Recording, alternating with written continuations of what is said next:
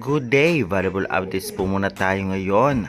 Jaja Santiago aka Sacha Minowa, babalik na kaya ng Alas Pilipinas dahil nawala na sa Denso Airy Base? Ngayon ang ating pag-uusapan. Chocomocho team updates today. Puspusan na agad ang training para hindi manibago o paghahanda kaya para sa next conference dahil babawi daw sila. Well, ating pag-uusapan din yan. Spotted coach at ito nga si Myla Pablo, may ibang sports din na ginagawa, napaka-talented. Alyssa Valdez, balik bangko kaya dahil sa pagbabalik ni Gemma Galanza ngayong paparating na final PVL Play and Tournament na magaganap nga sa April 7 laban sa Akari Chargers. Yan natin pag-uusapan this video. Kaya before that guys, please naman huwag niyong kalimutan mag-like, comment, and subscribe, and pa-hit the notification bell for more PBL UAAP valuable updates dito sa Pilipinas. Maraming salamat sa support, pa-like and share na rin, and avail na kayo ng ating product dyan sa baba.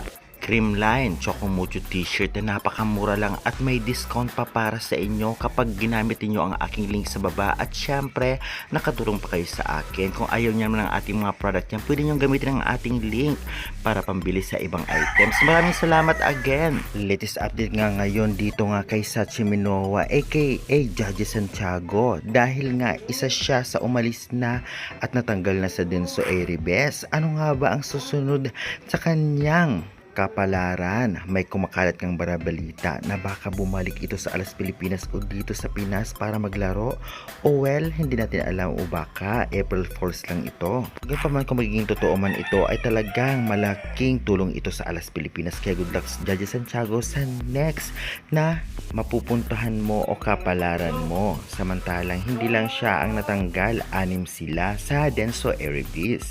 Kaya good luck na lamang. Samantalang nang manakaraang araw after ngang matalo ng Chocomocho at hindi naka-advance sa susunod na round, ay talagang nagtitraining pa rin ito kasama ang mga teammates nito. Syempre para hindi mawala ng laro, lalong-lalo pa hindi manibago sa susunod na conference. Grabe ang paghahanda nila, mukhang babawi next conference. Kaya good luck Chocomocho. Samantalang hindi lamang valuable ang sports ni coach at ni Myla Pablo dahil parang may nilalaro pa itong another sports na talagang talented talaga ang ating PVL coach at PVL players. Kaya good luck.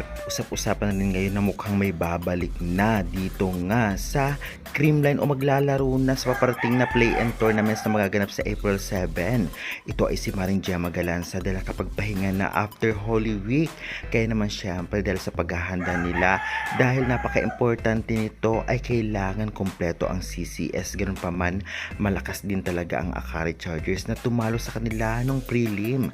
Kaya naman hindi natin alam kung talagang ibabangko ulit si Alyssa Valdez o gagamitin ulit ang triyong Tots Carlos, Gemma Galanza at Bernadette Pons. Ganun pa man, nandyan rin si Alyssa Valdez. Ano man mangyari, kahit hindi siya first 6, kung walang laro ang ibang wing spikers ng Creamline, pwede siyang ipasok at maaasahan kasama si Dij Rodriguez at Michelle Gumabaw.